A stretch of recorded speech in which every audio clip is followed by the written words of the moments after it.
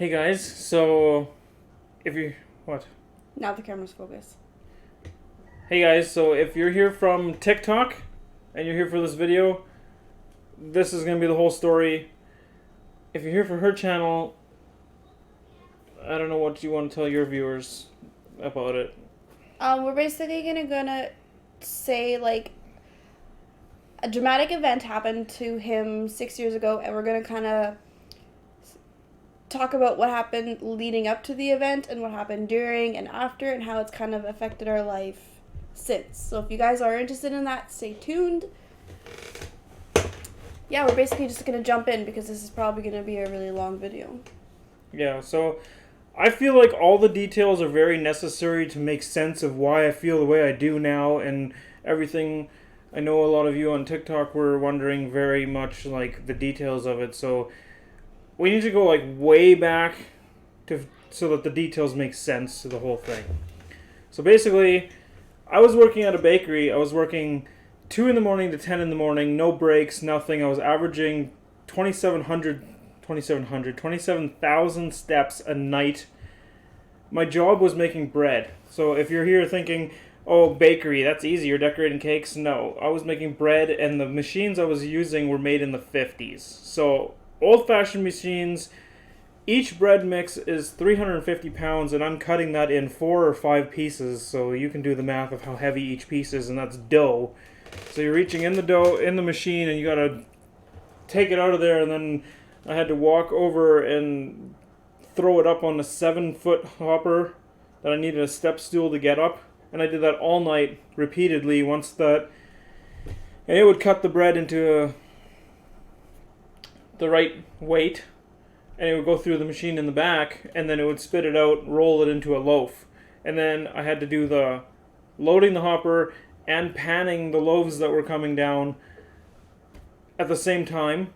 And then later on in the night, once the first batch would be ready to bake, then I was doing that, plus running back and forth between this huge industrial oven baking. So basically, a lot of repetitiveness, no breaks, just constant repetitiveness, Yeah, heavy lifting, awkwardness, stupid hours. And because of our schedule with my daughter at the time, and my hours working 2 in the morning to 10 in the morning, what I was doing is I was sleeping 3 or 4 hours after work, and then 3 or 4 hours before work. So I was just getting 2 naps a day, and I did this for 5 years straight. So like, I was always tired. You know, like, it just was stupid hours. I loved my job, but it just didn't, it wasn't working. So with that in mind, and me being so tired and not getting enough sleep, suddenly one day it was like I was extra tired. And I just thought, okay, well, the no sleep is catching up with me. I didn't even tell anyone. And then it started happening more and more throughout the weeks, the months, that I was feeling so tired, extra tired than normal. And then I just wasn't telling anyone because I just figured it was tired. And she was pushing me that I was supposed to get a different job because I was always too tired. I couldn't do anything with the family, but I loved my job. And I didn't really want to change jobs, so I wasn't telling her this because she was already pushing me that I needed to get a new job. And I knew she would just like push harder then. So I was being a stubborn butt. Yep. And then, how did the first one happen? Yeah, the one... Wasn't it after hiking one day? No, it was at work. Okay. The one day, I was just... There was something going on at work that I'm trying to figure out why I didn't want to go rest. It was like, this was happening, and then my boss was always telling me that I could take breaks, right? But if you're working at a bakery and you know anything about dough, or if you just bake in general and you know anything about dough, the dough rises and you can't leave it. And with the job I just barely explained, like, there was no stopping. If I would stop and go take a 15-minute break, I would have so many loaves of bread that were way too big, and then they would turn out really crappy. So my boss was always encouraging me, go take a break, but it was one of those things in jobs, you know, where the boss says something because he has to, but he doesn't really mean it. So if you actually do it, it will be like this, all the other coworkers and everyone will be all kind of grumpy about it. I know every job has some sort of stigma in it with that, in that way. So this was happening, and then suddenly I just started taking breaks because I had to. Like, I was getting so tired, I just couldn't do it anymore. So I was, oh, boys are fighting. So I had to start taking breaks, and then everyone at the work, like my boss, and it obviously wouldn't say anything about it, but you could feel the vibe, you know, like everyone's kind of getting annoyed that I'm taking breaks now. And then suddenly one day, we were really busy, and the truckers were complaining that their dough was getting too big, some of the loaves, because of my breaks. So I started pushing and doing no breaks again. And then one day, it was just so bad, I was just like, I have to go sit down. And when we sit down, you go to the front of the bakery, and you would sit down where the customers would sit during the day, right? But it's 2 in the morning, so no one's there, obviously. And I didn't even make it to the tables. I sat down behind the till. And I remember sitting down and being so tired that I just was like, I just need to sleep. Maybe I should just say I'm sick and go home. And then suddenly I woke up and I was like all slouched over and like halfway on the floor. And I thought I had just had a power nap or something, and it felt like it was 10 seconds. So then I go to the back, and the girl I'm working with is bringing one of my carts of bread from the oven to the back of the bakery. And I was like, none of my bread was even ready to bake yet, and now she has it baked and she's bringing it to the back. Like, I was only gone for like 20 seconds. Like, and the thing was, that didn't make sense to me. And I was full of energy. Like, I felt like I had just slept 100 years. I was so full of energy. I just blew through the rest of my shift. I went home. I couldn't sleep like I normally did. I felt like I had just drank 10 Red Bulls. Like, I was wide awake. And I was just ready to go, full of energy. And that was the first time I remember it happening. And then shortly after that, we went hiking. And then it happened while I was hiking we were with me, her, my dad, and my brother. And I will never forget this, that I felt like I was dying. Like something was extremely wrong. I had no energy suddenly. I could barely breathe. I just had to sit down. Everyone was pushing to go through the trail still. Because we used to do them like walks. It was just weird that he was all of a sudden like so tired. And I could still show you the exact tree that I sat down by on that trail to this day, where I just sat down and I leaned. And I will never forget how my brother was just so mad. Oh, it's because you're not drinking enough water. You need to drink water. You haven't been drinking enough water. And my dad was just kind of like, he's old-fashioned, so he was just kind of like, suck it up, walk it off. And Elisa stayed with me for a bit. And then suddenly my brother found a snake, and then he found another snake, and then she got freaked out because there were snakes everywhere. So she started sitting among snakes. So she started running down the trail like a lunatic. And I'm just sitting here against the tree, like, literally dying. We didn't know. We thought he was just being super tired from his job that we were all so sick of already. And we're 45 minutes into this trail. Like, any exit from this trail is 45-minute walk. So it's like, I'm sitting there feeling this and knowing this is happening. I didn't know what was happening, but I was terrified. And I didn't know how to, like, I honestly was thinking to myself, like, these people aren't helping me. What do I do? Like, nobody's taking me seriously here. And then after a while, it went away, just like the first time. I didn't pass out that time. But it kind of went away, and I just slowly walked back to the car, and I felt really crappy for the rest of the day and the day after. And then these events started happening more and more throughout the months. And then she finally convinced me, you need to go see a doctor. And the doctors right away, their immediate answer was, you need to stop doing cocaine. Cocaine? What? That's your answer? Like, no tests, no nothing. Right away, well, it's because you're doing cocaine, right? That's their immediate answer that they had for us.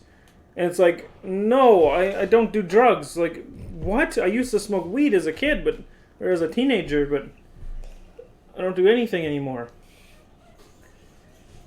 And then, okay, the doctors weren't being helpful, so I was like, whatever. And then I just kept on living like that. Sorry, the kids are coming out of the room here and it's distracting me. And then this was just happening more and more, and the doctors were just like, I went to the doctor a few times into the clinic, and they're just like, it's because you do cocaine. How much cocaine do you snort? And like, they're just, they just meant it that I was a coke addict. So I was like, okay, now the doctors aren't listening. They don't give a shit. They like, what's going on? I stopped going to the doctor, and I just kind of started living with this. And it started happening more and more. Now it was like happening like twice a week. Now it was always at work. It was already so bad that I stopped hiking, and I stopped doing things with her and stuff. Like, and it was happening at work. And the weird thing was, every time it happened, I would pass out. I would wake up and feel amazing. Like, just like I didn't need sleep. I was good. Like, just have one of my little pass out episodes and I would wake up with so much energy. Like I had just chugged 10 Red Bulls. And it was always happening at work after this, and then and she got a different job suddenly. And then our schedule was working that I had talked to my boss that in the morning I would be able to work a little faster, be done work, and then I would come home with the car, drive it into the garage, and we would kind of pass each other. Say, I love you, whatever, and then as I was getting home, I would leave the car running, she would get in the car, and go to work. And now this morning, I felt so shitty that I went home a little early and asked one of my coworkers if she could finish the bread because I felt so bad. And then I went home a little early, and I got home as she was getting ready for work, and our house was like, the garage was here, so as soon as you come in from the garage door, you're in the kitchen. And the kitchen table was there, and I was like, okay, I'm just going to go home, I'm going to eat something, and then I'm going to go to bed. I got as far as the table, I sat down on the chair, and then suddenly I woke up on the floor, and she was on top of me, literally like hovering over me, panicking. And the chair was flipped over, and I remember very, very clearly that I felt it coming, and I got down onto the floor to lay down, but when I woke up, the chair was flipped over, the table was pushed out of the way, and she's like, I came running because you fell, like there was a huge bang. And then that got my mind going all crazy, you know, because like, well, what about all these times at work? Am I actually sitting down when I think I am, or am I like falling down? And then that had her freaked out. Now she was pushing me. You need to go see. You need to push the doctors. They need to do something. Like, this is not normal. And what happened then? Then I went to the doctor again, right? Yeah, I booked you an appointment like right then. And then that time I didn't leave, and they were like, okay, we're going to take blood tests and urine sample. So they go, I get my blood taken, I get my pee test done, and a week later I have another follow-up for the results. Everything's normal. Nothing's wrong. I need to stop doing cocaine. So now I'm like, okay, if you still think I'm on cocaine, you just took a pee sample. How can you not tell that there's no drugs in there? Yep. And then they say, well, we want to take another pee sample, and we're going to test it. Then they send me there, and he calls the lab. And the lady's acting kind of weird at the lab. Like, normally it's just like you just go get your stuff done and done. Now she's acting weird, and when she calls me in, they tell me, like, well, they need someone to come in and watch me pee. So I guess what they thought is I was using someone else's pee. So they had a nurse come in with me, and she literally watched the pee come from my penis into the cup. So now they knew that was my pee. It came back clean. Shocker!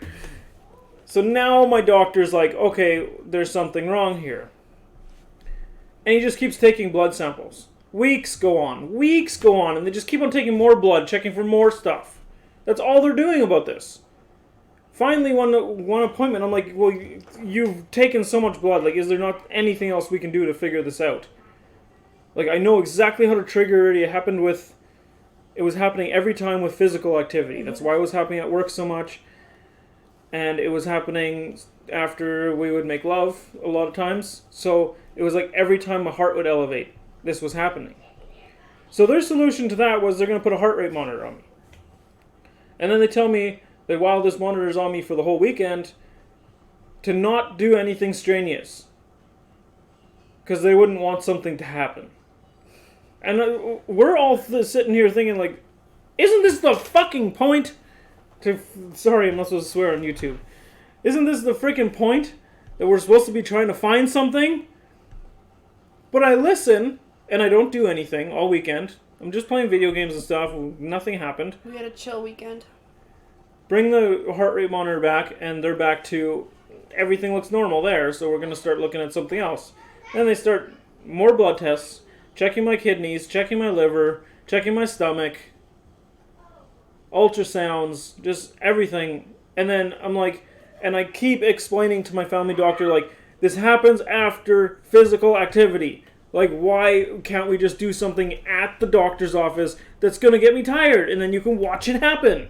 I remember saying to the doctor, can't he just run up and down the stairs a couple times and you literally watch him? Because I can literally make him do his thing. We thought he was fainting or whatever. I was like, if he literally runs up and down the stairs, you could see it happen. And they're like, oh, whatever, no, it's fine, it's fine. Yeah, and they just wouldn't do anything about what we're telling them. Like, they're literally just not even listening.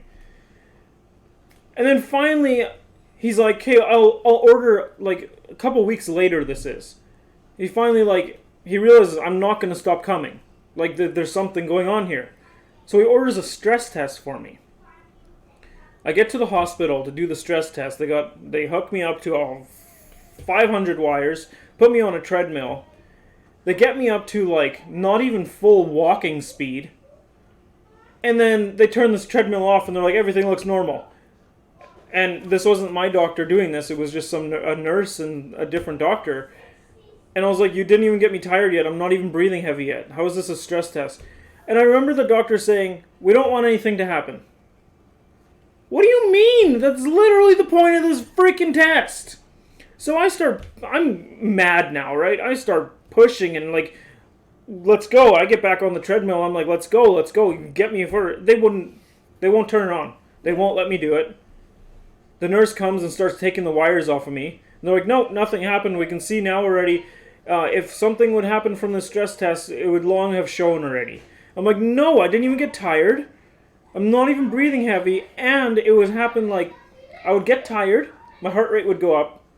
And when I would pass out, it was always once I start relaxing. Like, it wasn't while I was doing the activity. It was after I was, like, recuperating and my heart rate would start to go back down. I was like, it's gonna have, like, you can... Yeah. And then I'm there by myself, right? So now I'm getting all worked up, like, screaming at them, getting so mad, my heart rate's going up from getting mad at them. And then they basically removed me from the hospital. I'm like, well, what do I do now? I get in the car and I'm driving home and I feel it coming on. So I pull over, pass out in the car. And like, they just wouldn't listen. The doctors were just so useless. They would not listen to us. They wouldn't do anything we're saying. So then another month or so goes on. This is happening at work now, like, almost daily. I'm passing out. And it's happening more and more. So now their solution was that they're going to put me in the ICU for a week. So I can't work. Nothing. And they're going to put me in a hospital bed. And once again, we're sitting there. This happens from strenuous activity. Like, why would you put me in a bed and just have a monitor on me? That's not going to help anything. Well, they just do their thing and they say, oh, this way we can monitor you. If something's up with something, the heart or something, then we're going to catch it now. A week goes by, every day, all day long, I'm sitting in that bed being a pest. Just telling them, you're not going to find anything from this. This isn't how it happens. Like, why can't you guys listen to us? And they're just pushing us off like we're just a bunch of idiots. Like, we don't know what we're talking about. We were just a bunch of teenagers. And we weren't even teenagers. I was like, what? A bunch of kids. I was like 25. They treated us like kids. The week goes by. Obviously, nothing happens. Shocker again. I get sent home, and I start living with this again. And it starts happening daily now. Every day. We couldn't even go check the mail anymore because he was just constantly passing out. So now I had resorted to literally just playing video games because everything was causing me to black out. Finally, I make another appointment, and this time I didn't even make an appointment. That's right. I went into the walk-in. Because we were picking up Brooklyn, and he almost passed out while driving. And then I went into the walk-in, and the doctor on duty at the walk-in was my family doctor. So I'm like, are you kidding me? So I walk out, come back the next day. It's a different doctor. This time I sit that doctor down, and I'm like, I want to see someone. This is flippin' ridiculous. And I explain everything that's happening. He's looking at my chart. All he does is he says, I'll be right back. He leaves, comes back with my family doctor. At this point, my blood is boiling. Like, I was so angry. And what my doctor does is he says he's going to send me to a cardiologist in Winnipeg. And they're going to do something. They're going to look into it. It's a specialist for a heart, whatever. I didn't know at the time what a cardiologist was, so I had to ask him what it was. He explains what a cardiologist is to me. It's a specialist for the heart and your veins and whatever. We wait 6 months for that appointment. I'm blacking out daily. And we waited 6 months for that appointment. We get the appointment. Me and her get to the Winnipeg. I explain what's going on. He looks at the computer and says, there's no record of you going to the doctor about this. The last record of this is this last walk-in clinic where they referred you here. What? The hundreds and hundreds of times I had to drag his ass to the walk-in clinic because he was passing out, or the hundreds of hours we sat in urgent care or the emergency room. None of it was logged. He said from his end he couldn't see that we were even at the doctor, except for the appointment from the walk-in where they referred us to see him. And we're just in that room, like, looking at each other. We don't even know what to say. We're just, like, looking at each other and looking at the doctor like, you're frickin' kidding us. So he says what he's going to do is put a heart rate monitor on us. He goes and gets it. I'm like, yeah, that looks exactly like the one that the hospital back at home put on me for a weekend. He's like, oh, they did this already? And you recognize this? And I was like, yeah, well, I already did this and it didn't show anything. He's like, well, we're going to put it on again. And because I told him all my previous history with what's going on, he's like, but this time, this weekend, I want you to make yourself pass out as much as possible so I can see some results on there. I remember that was a weekend that we had Brooklyn. Mm-hmm. And when my brother lived on a farm and he had a bunch of chickens and stuff, and my daughter loved going to see his chickens. So we went there on Saturday, and I ran around with her all over the farm and stuff. And then on the way home, I passed out. And on Sunday, I passed out. And that Friday, I passed out. Because we picked it up Friday. And so that Friday evening, we skateboarded and BMX like we used to always do or whatever. And we did everything. We made... It kind of sounds silly now, but we made sure we were going to finally get some results on this stupid machine. So I passed out multiple times throughout that weekend. And then Sunday, we had to go drive back to Winnipeg, drop it off, and then that night I had to work. Mm-hmm. So I went to work, and then I got home, and right before I got home, I passed out again. And like I've been saying, like every time I passed out, I woke up full of energy. I don't know what it was. I would wake up full of energy. So I got home from work, and we had moved already into a different place by then. And she went to work. I got home from work. I was walking home from work then because we lived like 2 blocks away from my job. Mm-hmm. So she would just take the car, and by the time I got home, then she would be gone already.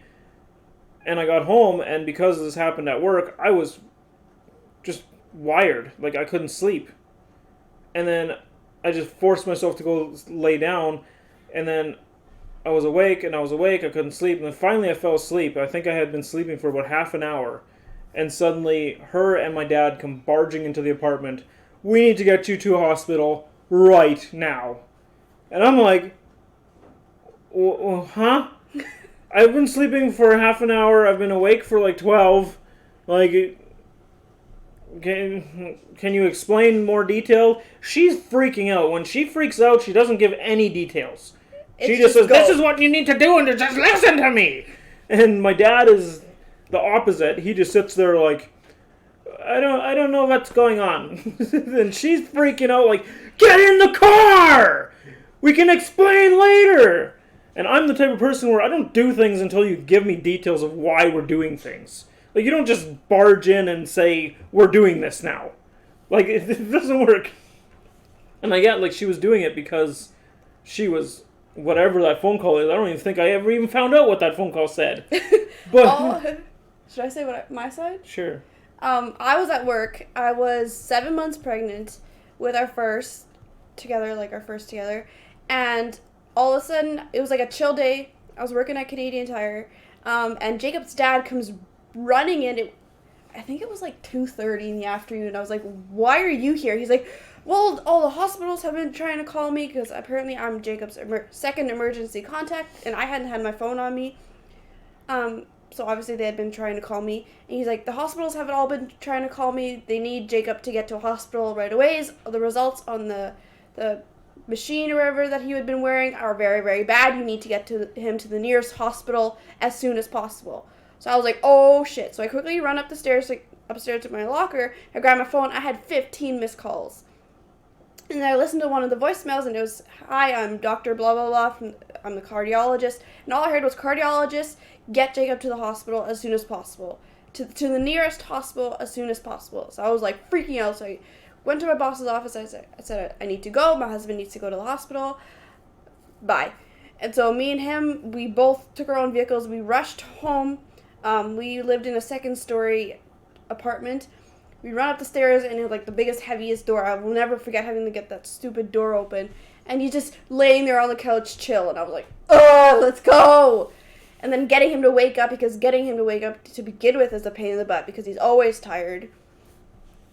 And yeah, I guess we weren't communicating because we were all these feelings. And yeah, when someone calls you and says, "Get your husband to the nearest hospital as soon as possible," you just go. Yeah, so then I'm getting frustrated and angry at her because I'm asking her why. Like, why is this happening? I didn't even know she had a phone call at this time. Like, all I know is I've been sleeping, and now I got rudely awoken by her screaming at me to get in the car. Like, I'm fine. Hi. I've been fine for the last year and a half. I don't think it's that big of an emergency now.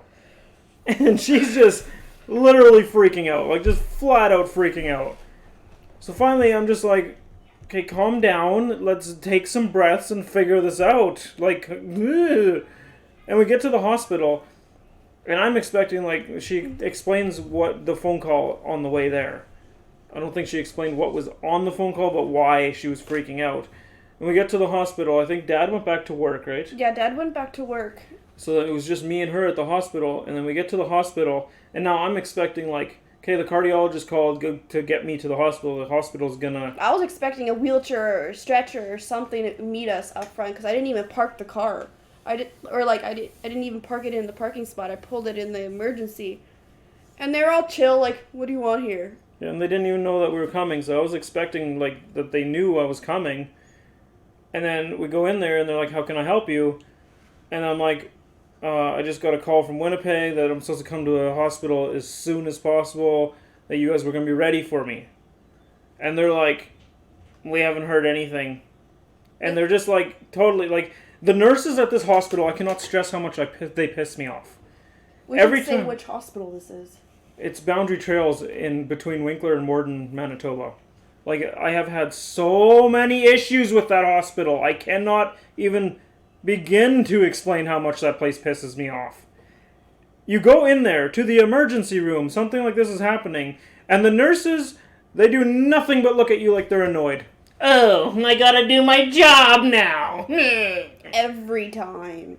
Like, I don't know who's in charge at that hospital, but they need to seriously put some effort into that place. But anyways, we get there and they just have no clue we're there. They're just acting so annoyed, and they're trying to get us to leave. Like, they're literally trying to push us out the door. You're not bleeding, you're not dying, get out. And then I'm like, my specialist called to get me to a hospital as soon as possible. And these ladies working are literally trying to get us to leave the hospital. Like, we're just lunatics. Suddenly, she just loses her shit. Now, she had enough. I snapped. I was like, we are not leaving. You are taking us in. You're signing us in, whatever you gotta do.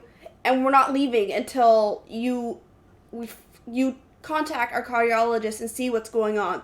They're like, oh, okay, when's your birthday? And they want our whole freaking life story. So it's like, no, this is his health card. Put us in. We're going into a room. So we went into the waiting room. And then we sat there for a couple minutes. And they're like, okay, you can go to room number, blah, blah, blah. We sat in there.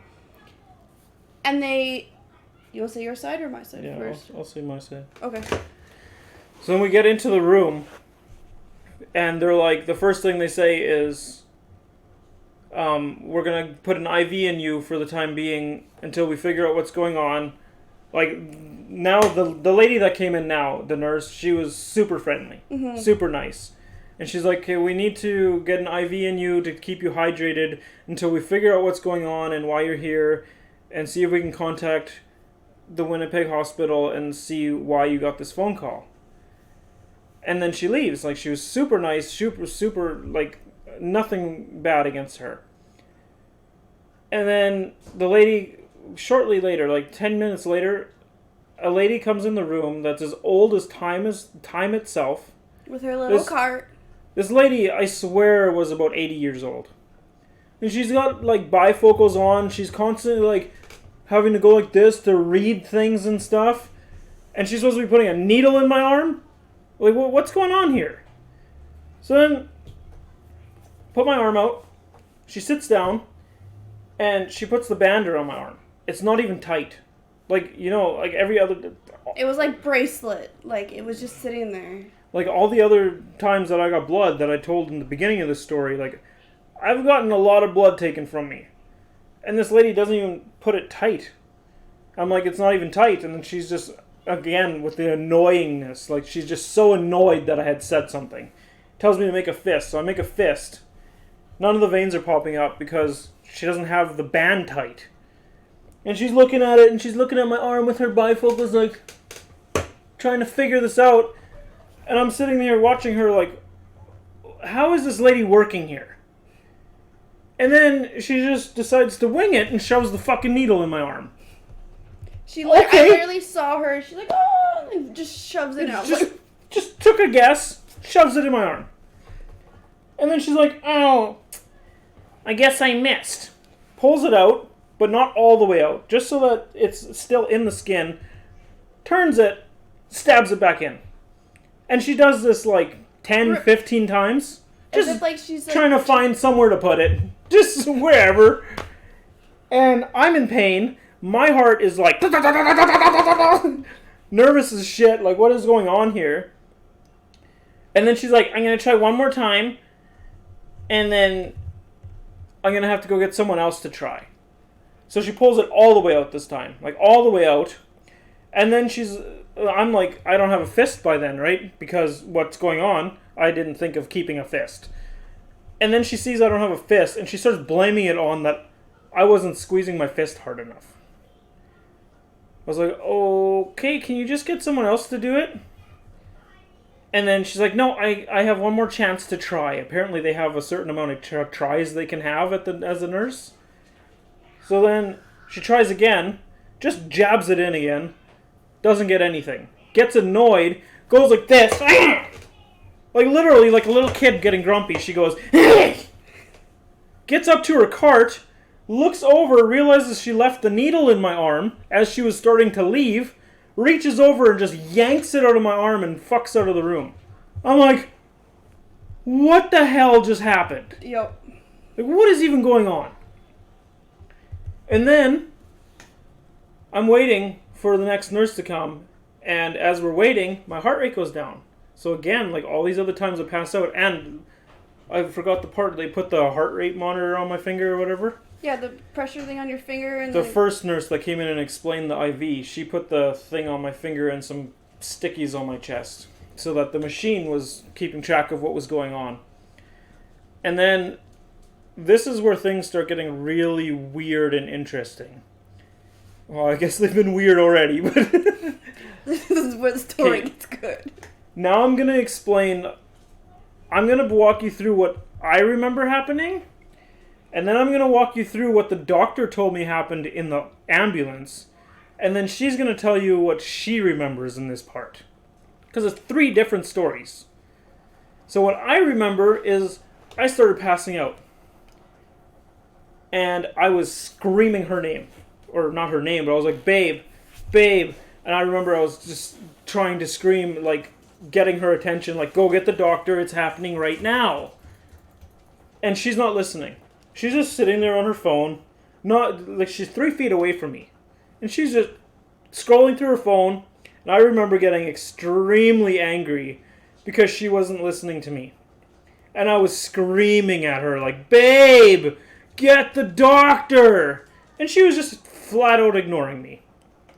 So then, I remember grabbing my pillow and trying to throw it at her, but I didn't have enough energy or enough strength, and the pillow just kind of fell by her feet.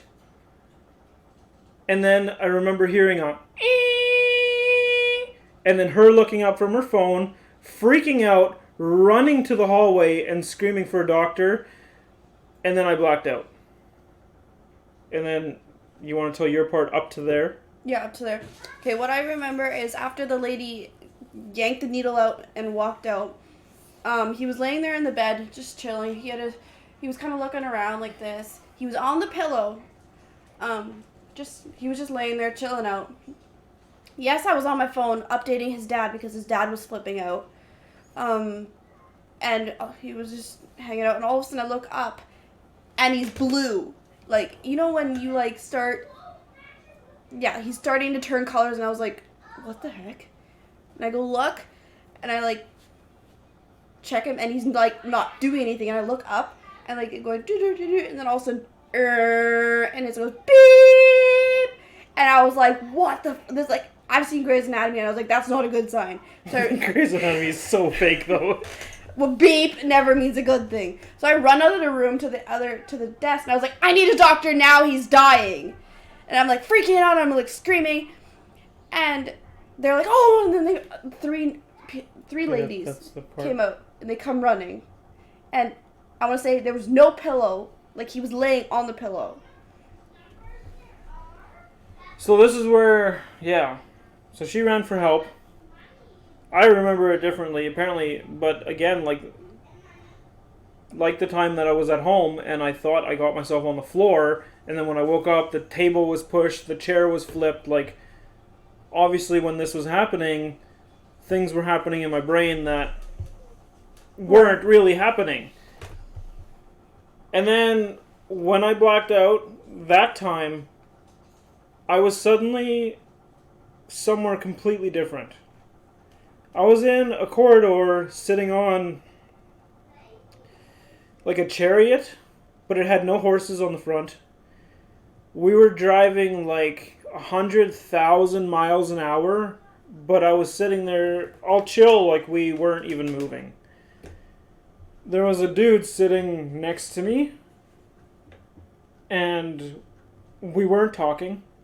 He was just sitting there. Somehow he made me feel extreme comfort with no words. And then when we got to the end of the corridor, I remember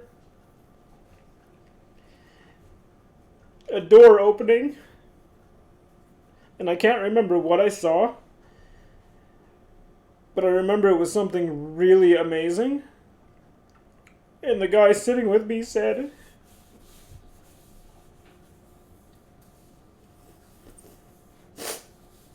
he just said, "Are you ready yet? Or do you want to go back?"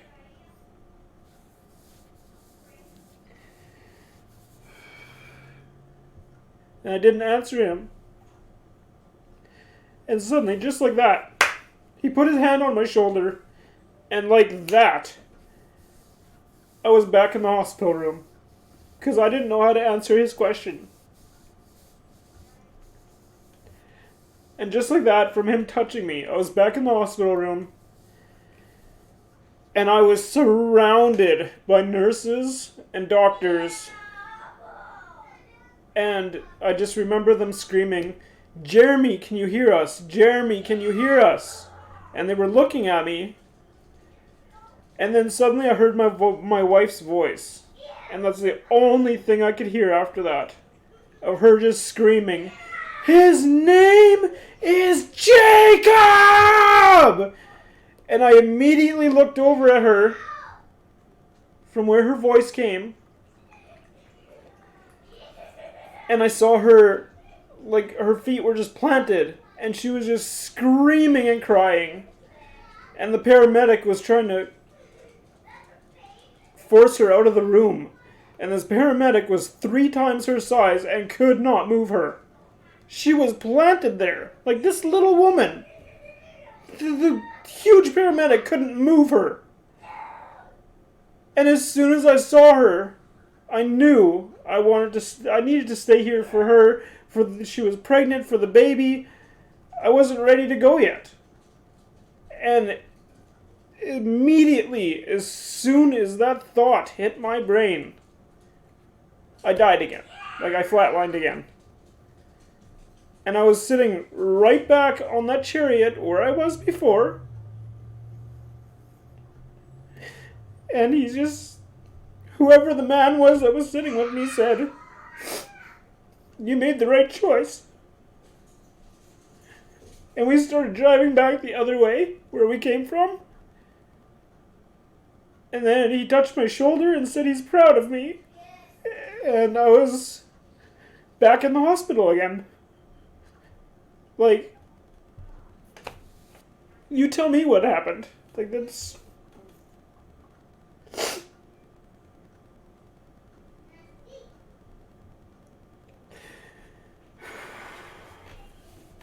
There's so many people on TikTok that were saying that it's just a dream, it's just a lucid dream when you die. All you people saying that, you clearly have never experienced that. I was there. That was not a dream.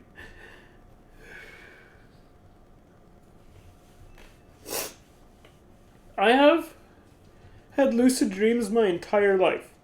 I can have a lucid dream on command. Anytime, any night, I can have a lucid dream anytime I want. I've been able to since I was a little kid. This was not a lucid dream. I was sitting there. Everything was so clear, so real. That's just... I was there. And when I came back, I was being carted down the hallway of the hospital. I wasn't even in the room anymore. And I remember a blonde nurse that was like walking beside me. And I was trying to tell her I was going to throw up. I felt like I needed to throw up. And I guess I wasn't talking clearly yet or what, I don't know what, but she couldn't hear me. She couldn't hear me. And then I said it again, and she still couldn't hear me. And then a nurse on this side said, "He's gonna throw up, get the kidney pan." And then this one, the blonde, finally realized what was going on, but she got it too late, and I threw up all over myself, and she just rolls her eyes and goes, "Ugh." Like, just so prissy. And then we got in the ambulance. And they're explaining to me, "We're going to Winnipeg, you need a pacemaker, we talked to your cardiologist, what just barely happened in the hospital, you died on us." And it's amazing that you're still alive if this has been going on for a year and a half.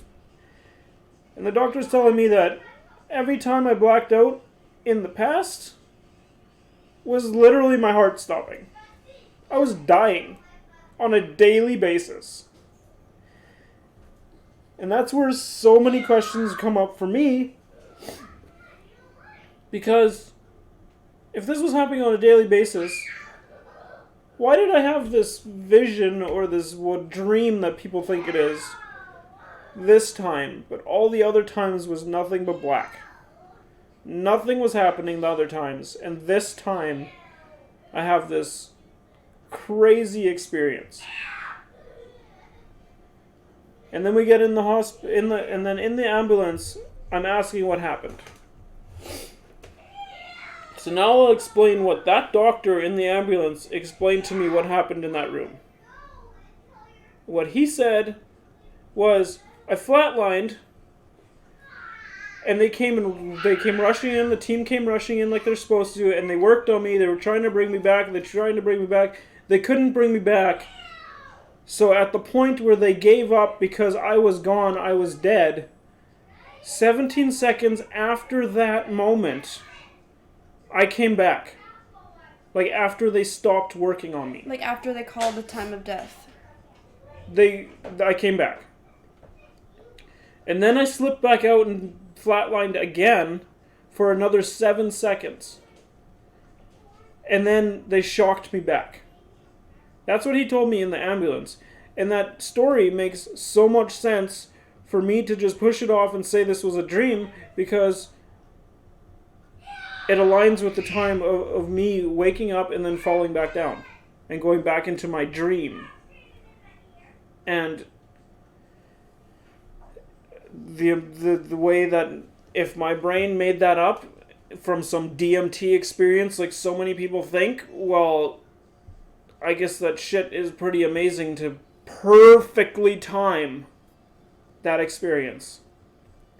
Like, for me flatlining, from when that guy touched me on the shoulder, from when I warped back into the different worlds, it was perfectly timed.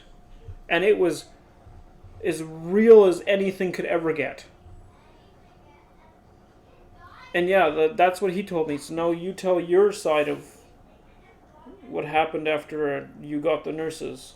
After I went and got the nurses, they, of course, pushed me to the sides and I backed up.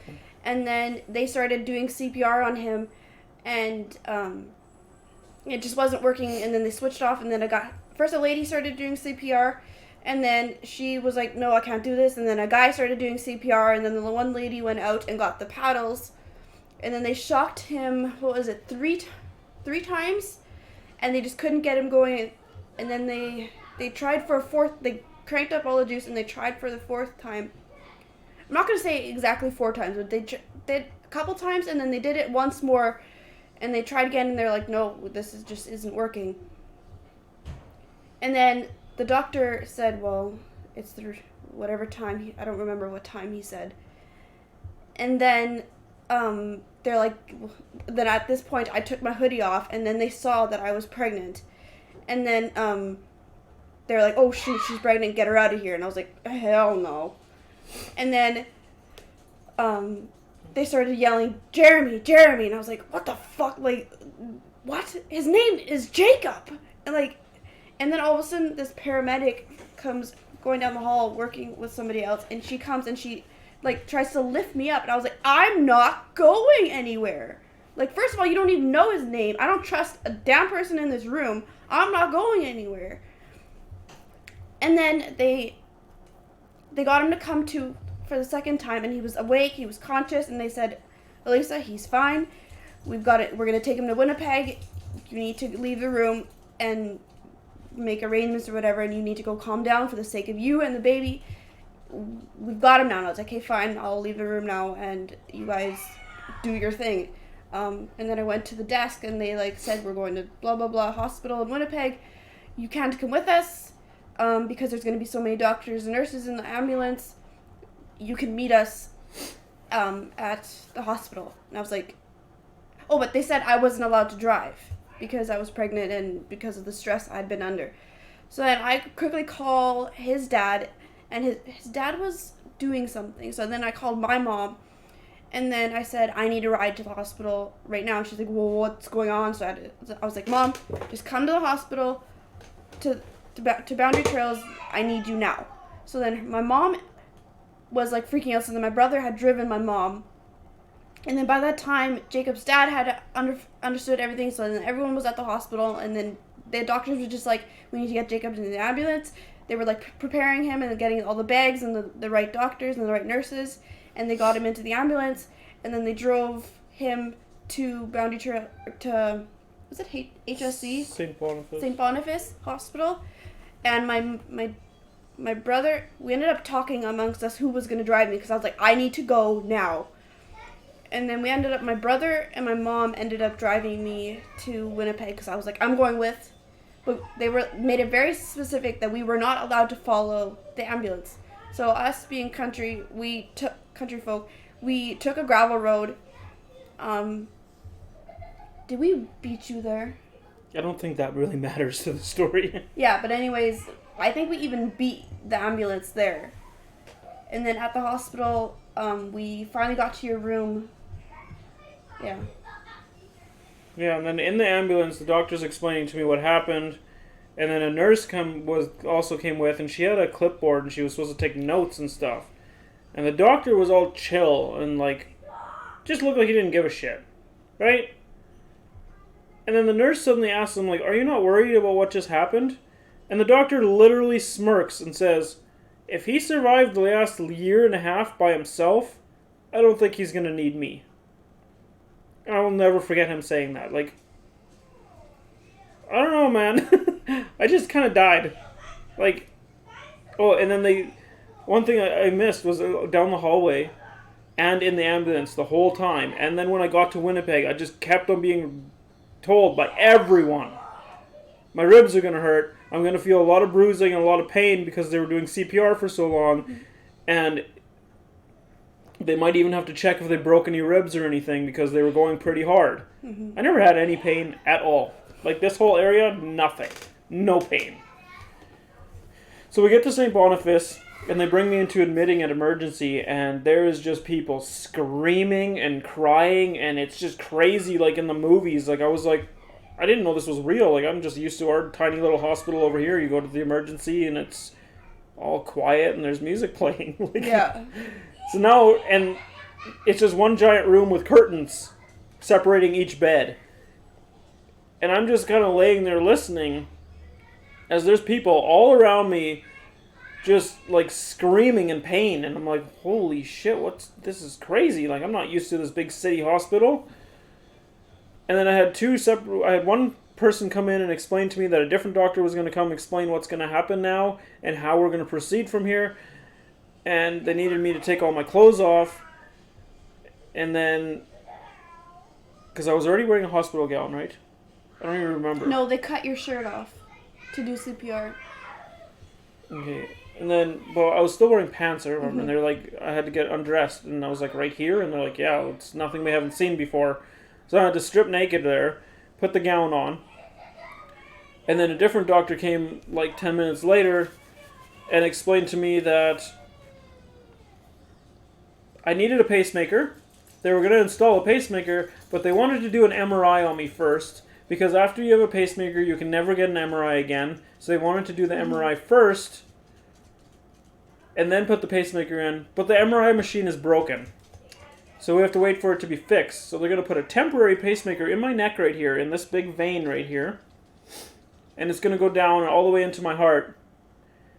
But I can't, while that's there, I can't move.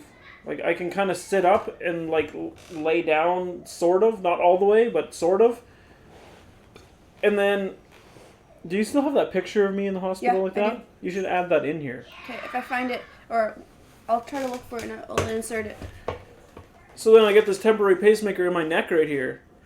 And I can, like, kind of slouch down and I can sit up. That's all I can do. And then I'm in that room for a week waiting for the MRI machine to be fixed. And this week, there is a nurse. His name was Daniel. And he came and talked to me. He looked at my drawings. He was asking me about my books that I was reading. This dude was like so engaged with me and everyone in the hospital too. Like, I didn't think anything of it at the time because everyone in the hospital was coming to check this out because like I'm in a room at the cardiologist area with 90-year-old people, right? Like, I'm 25. Was it 24 or 25 around 24. there? 24. Somewhere around there, anyways. And this was a new story to them. Like, doctors from different parts of the hospital were coming in. They're like, "Hey, I just had to see you because I thought they were pulling my leg." Yep. Like, this is weird that this guy is in here, and like, I just have a bunch of people coming in just wanting to look to make sure that nobody's pulling their leg. And asking like 1.5 million questions. So this Daniel guy, I just figured like, he's just a nurse that he's more interested because he's used to working with all these old people and he's having to like do all this stuff for them. Cat and dog. And then, but he's there and he's engaged like crazy, and then I can't do anything but read and draw, right? Because I can't do anything.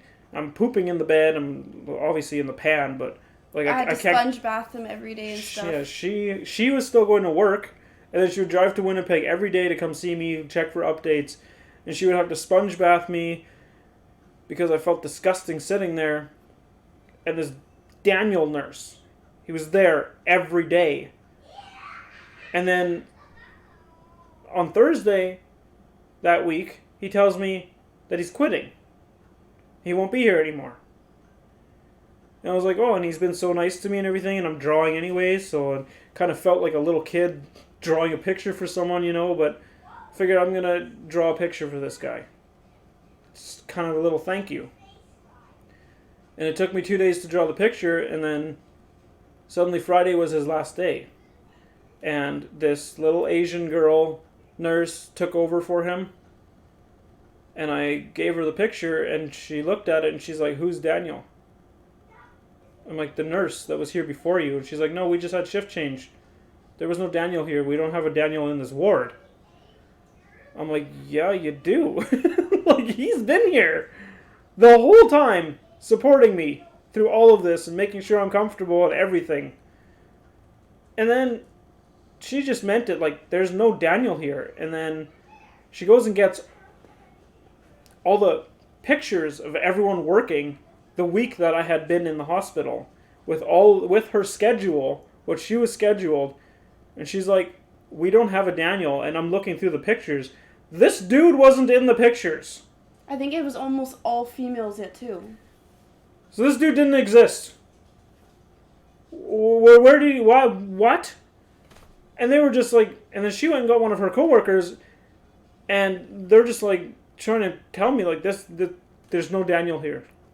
We don't know. Maybe it's a friend or a family member or something. I'm like, no, he's been in scrubs. He's gone in the back room, gotten me those shower caps for dry shampoo and stuff.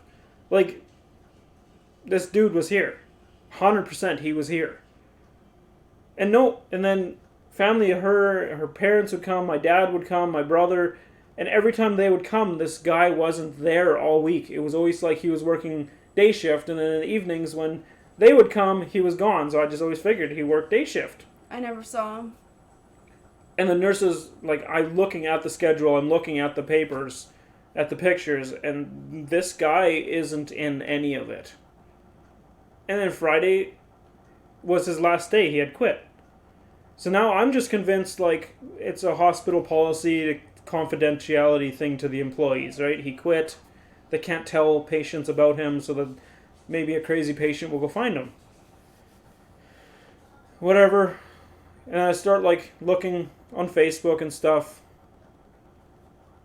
This dude doesn't exist. I was hallucinating him or something. I don't know what was happening, but he doesn't exist. But anyways, and then that Friday he quits. And I think it was that Saturday they come in, they're like, MRI machine's fixed. Then the doctor that was in charge of me, he comes in.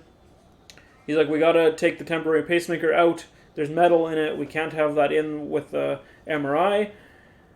So we got to take it out, and then we got to bring you down. And we'll take it out right before we go into the MRI, and then as soon as you're out, you can go for surgery. They take me somewhere. Felt like we were walking down those hallways for 18 days.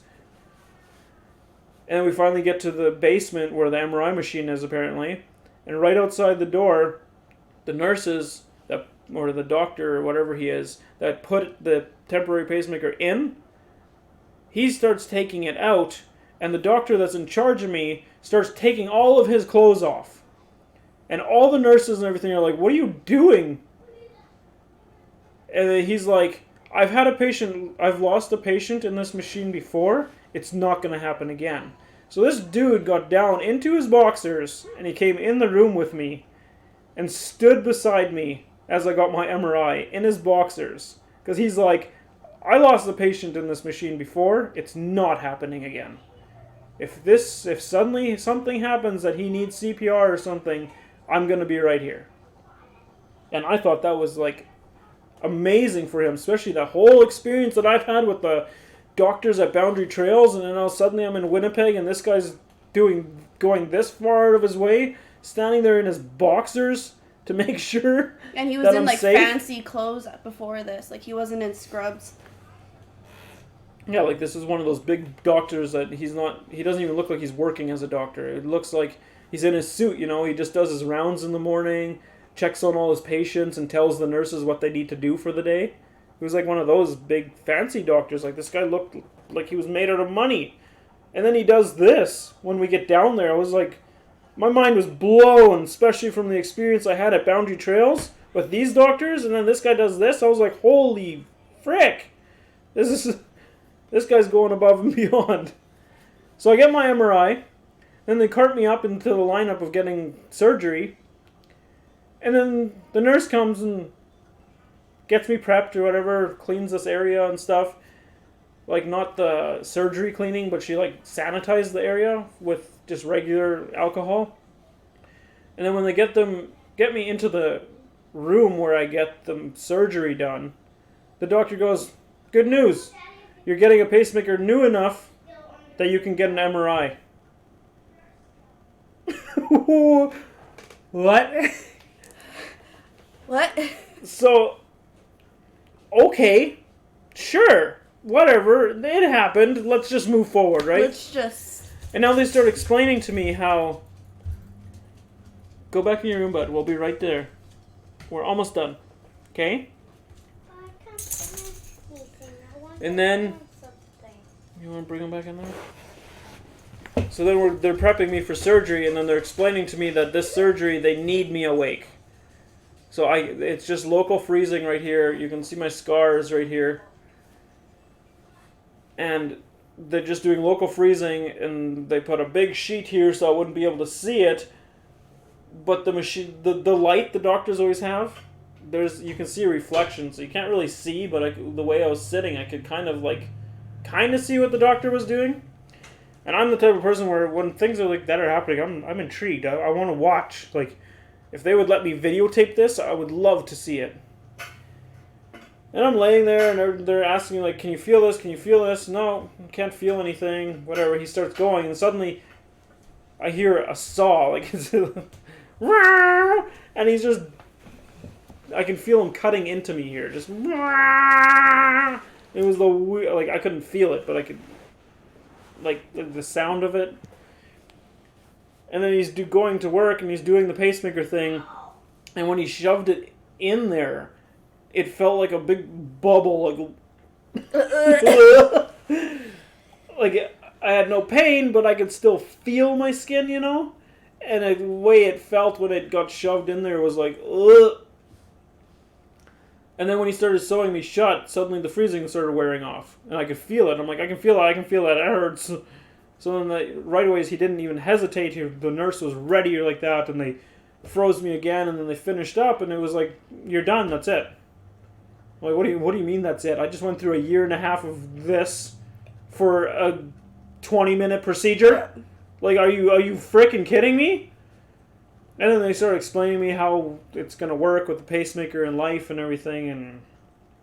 The cards you have to carry and stuff. Yeah, I have to carry cards in my wallet, and they carted me out into the waiting room there and explained how I need to keep my scar clean And it was only like a 2-inch incision. Yeah, what did we miss? We've been going for an hour now. Yeah, so then ever since then, at first, every 6 months, we have to go for checkups. And they, like, put this, like, phone thing on top of there, and then it takes all the data, and then they can see, like, every time, like, how much the pacemaker is working and stuff. And now it's every year. Yeah. And to I guess I'll add some of the stuff that I saw on my TikTok. I had one person that was telling me that my story's fake because at first on TikTok I said it was 17 seconds I died, and then the next time I added another 7, so I'm obviously making stuff up as I go. No, it's just TikTok. I had a minute to talk, and I ramble a lot. So for me, a minute is like, how do I, like, this story took an hour. Like, how do you, and I still feel like we missed a bunch. I don't know what, but... If you guys have questions or, like, we're missing any details or whatever, we can do another video, like, doing, like, a Q&A. Like, if you guys have questions and stuff, feel free to leave them down below, and we will try to do another video where we, like, answer questions. Or if we think of, like, things that we missed and stuff, or we need to, like, clarify a little bit more on. Or you can go to my TikTok and just ask me there. Yeah. My TikTok is... If you want, like, a faster... You can write it in the description. Yeah, I'll link it in the description. And what other things were said on TikTok? According to TikTok, and this is a good example of why you should never listen to people online and why you should really do your research before doing anything. Because if I would listen to my comment section in TikTok, not to say anything bad about any of you, I'm just saying, like, if I would listen to those TikToks, I would need to get better for my feeling now of my... I didn't even talk about that, my whole third person thing and my first person. To answer one of those questions, or I shouldn't say one, to all of the comments that are saying that's a lot of eyes for someone who sees in third person. Yes, I still understand who I am. I see the way, and all those people, everyone that says that my third eye was opened and I've been given a gift and I'm whatever, an observer now and all that. The thing is what's happening is not, I am not physically behind myself or wherever. It's just in here, okay? It's just a mental health thing that I need to work through. That is, instead of living things, I'm thinking about what's happening. And when I think about what's happening, like right now, in my brain, I'm perceiving it as if I'm over here looking down at what I'm doing, instead of actually, like, living it. I still know who I am. I still realize what I'm doing and how I'm doing things. It's not like I'm a different person. And the fact that I'm thinking about it, you can't actually see behind yourself, right? Or you can't actually see out of your peripheral vision. So everything my brain is coming up with that I think I see, it's all blurry. There's no details, because how could I put details into something that I'm not actually looking at? So no, it's not like I'm some magical ghost behind myself now suddenly. It's just a mental health thing that I need to work through. I'm not suddenly some witch and some observer of shaman or some shit. But anyways, if I would listen to the comment section, I would need a shaman, a Buddhist, a priest, God, DMT, shrooms, weed, LSD, acid. What other suggestions were there? Therapist. That one's actually a good one. Who doesn't need a therapist? Like, all these things. That's a lot of things that I need to become better. Like, I know that there's a lot of people that just left suggestions of how to help. But there was also tons and tons of people that are just strict about it. And if you think this is all a lie, good for you. Well, go on, be free. I lived it. I was very much there. It affected our marriage greatly for years because one big thing for me was when I first told her about when I died and what I saw. She's a Christian, so she right away is... Her answer she gave me kind of pissed me off at the beginning because her immediate answer was that she was mad and started crying that I got to meet Jesus, but she didn't. Because I was a little bit jealous. And that infuriated me that she just made it about herself, which put a lot of space between us and caused a lot of problems in our marriage for quite some time. But then I also realized later on that it's not just my story. She was there every step of the way with me. That whole year and a half and that whole hospital visit and everything that was going on, it's also her story. It's not just my story. And I was being extremely selfish about that, just thinking that this was my story and she was just along for the ride, and that it took a lot for me to realize that as well. So there's a lot of problems that happened in our marriage because of this. And experiencing something like that, I had no idea what to do about it. Like, I thought I was going mental. Like, that was... When I died, that vision, whatever it was that I saw, it was so real. Like, I was there. I'm convinced to this day I was there. I went somewhere and I was there. It's just... I've done quite a bit of drugs when I was a teenager, and I've had quite a bit of hallucinations. And for anyone saying that this is just a drug release of my brain, it was at least not any of the drugs I've ever done. That hallucinations from drugs is like down here. This was, I was there. It was clear as day I was there. And then having the amount that it took for me to admit that to my wife, worrying that she would think I'm insane, and then her having that response, it really affected me badly. Like, very badly. And it caused a lot of problems. But we worked through it all. And we're still working through it. There's still lots of stuff that's coming up. The TikTok that I made that started all of this, I was expecting it to get 10 views. And people laugh at me a little bit, and then we move on with life. And the amount of people I inspired, and the amount of people that are in that comment section saying they feel the same, blows my mind. This last 6 years, I've thought that I was crazy and I was the only one that felt this way.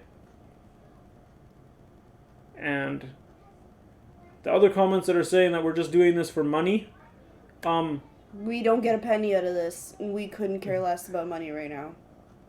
I had one guy personally message me. I didn't respond to him, but he sent me quite the spiel on my Facebook account that it's so clear that we just made that TikTok to get the attention, and now we're just pushing off this video to put on her YouTube so we can collect money from it. And what I have to say about that is this TikTok, I wasn't expecting to happen the way it did. I was very hesitant to make more videos on it because I wanted that TikTok to be about my gaming channel. And this YouTube video was because so many people asked for, when I made my video asking how I can explain the story, we used to do YouTube all the time. Mm-hmm. So that was familiar to me, and I figured I can do that one. I also had like 8 people that are offering to pay me to be on their podcast, which I really don't want to do. Especially if you're just paying me. Like, one guy offered me $50, like $50 to be on your podcast. Another guy offered me $100, and I looked into his podcasts, and he's making bank off those podcasts, and he offered me $100. Like, no thanks. I'm glad your podcast is doing good, but no. But anyways, and then because it was familiar to me, and I've been trying to push her to do her YouTube videos again because I know she loves it, but she's not been doing it for like a long time. I saw it as an opportunity to get her motivated to get going again, which it did. So that's such a good positive thing. So I don't know how you guys are turning that into something negative, because I think it's so amazing that through all of this, out of one TikTok I made, all of this is happening. You got her motivated to go again. We helped so many people realize that they're not alone. I realize I'm not alone. And we helped so many people understand this. Like, how are you even turning that negative? That is amazing. Yeah. And, like, we should add, though, like, that's not where the story ends. Like, this is still something we struggle with day to day. Yes, the pacemaker helped a lot, but he's not, it was not like some magic potion that just fixed him right away. It's like, we completely quit skateboarding and biking and stuff or whatever. Like, we still can't go out and, like, do all these extravagant, big activities like we used to do. Because you still feel like crap most days, and, like... And that's a good point to make, too. After I got my pacemaker, all the doctors told me that life after a pacemaker goes back to normal. Yeah, we were supposed to... It's fixed. Yeah. But the thing is they were also telling me that 98% or something like that of pacemakers are being put into elderly people. I was 25 at the time, I think. 24, 25, somewhere around there.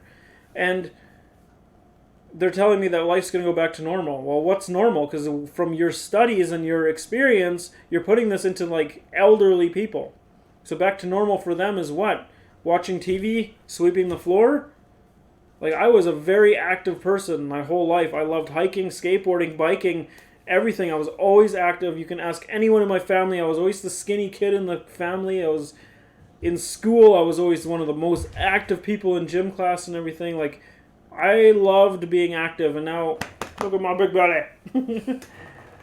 And, to add to that as well, I have been recently passing out again. And once again, it's been about a year of the doctors doing nothing but blood tests. What else? I just had an echo of my heart 2 days ago, right? Yeah. And it almost feels like we're back at square one. Yeah, it feels almost like we're back at square one. The only difference is now that when I pass out now, I don't wake up full of energy like I did last time. You're exhausted. I'm exhausted, and sometimes it lasts days of me not even being able to go to work because I feel so shitty. I have no energy. I can't do anything. And the thing is this is a wild story and a wild experience that's going on. So we live in a little hick town, and where I work, nobody seems to understand the situation. We're just lazy. And I'm just constantly told that I'm lazy and I don't want to work. And that is just frustrating. Because every time I'm feeling good, I'm getting told at work how good my job is and how good my work is. But then on days that I feel like shit and I just struggle through the day and I do kind of crappy, I'm told I'm lazy and I don't have motivation to work. Like, not directly, but you know how work works.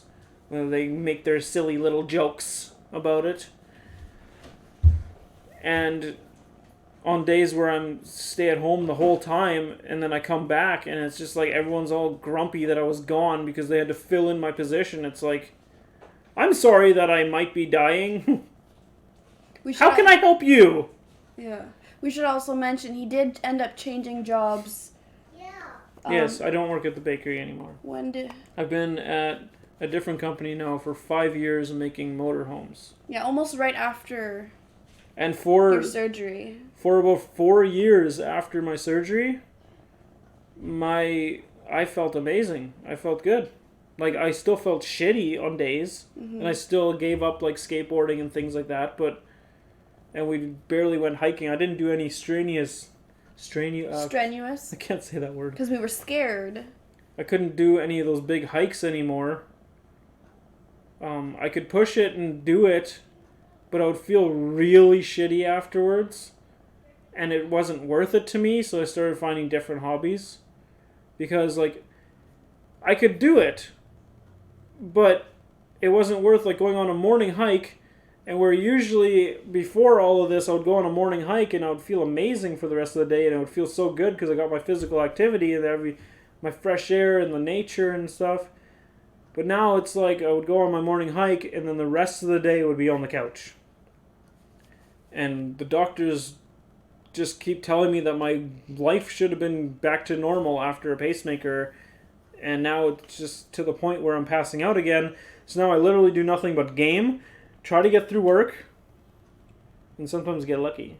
We still go on like our short hikes and walks and stuff, but it's definitely not what it used to be. Yeah. What else could we add? Oh, the reason I switched jobs is because after this happened and I literally died, I was working for a small bakery, okay? We had like 15 employees. I was the head baker. I was pretty important to that place. And you were off for a month. And I was off work, and I got nothing from my boss but him being grumpy and wondering when I would be back at work. He texted me. Dude, I just barely died. I literally just died. And the only concern you have is, when can you come back to work? Can you do at least a couple hours a day? Yeah, like literally he tried. Like, the doctors were saying, after my surgery, the doctors were like, you can't go to work for 3 weeks at least. Like, and that's pushing it already. And my boss was like, could you at least come in for a few hours a day? Like, that's the kind of attitude I got from my boss. And remind you that where we live, everything is about Christianity. And everything, and that's another reason why I'm being pulled so far away from Christianity myself. Is because everyone that I meet that is so into it, like that bakery, everything is God in that place. Like, everything is pray for this, pray for that, do this. And that's how you treat someone that literally just died and is literally that important to your business. Like, I don't know. I knew right then I needed to leave. I needed to get out of that place. And the more experience that I have, I know my wife hates hearing this, but the more experience I go through with Christians, the further away from Christianity I'm going. Because it's just kind of ridiculous, to be honest.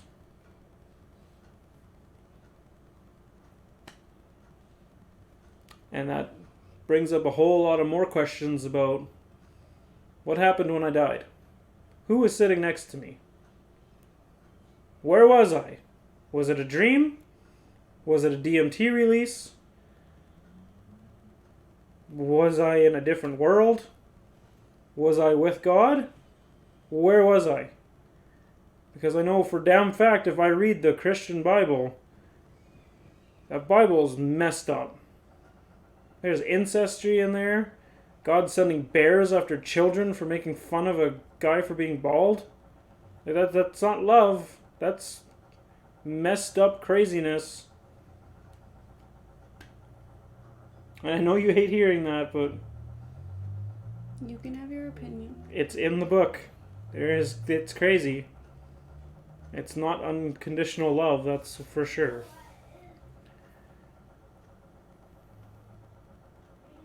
What else?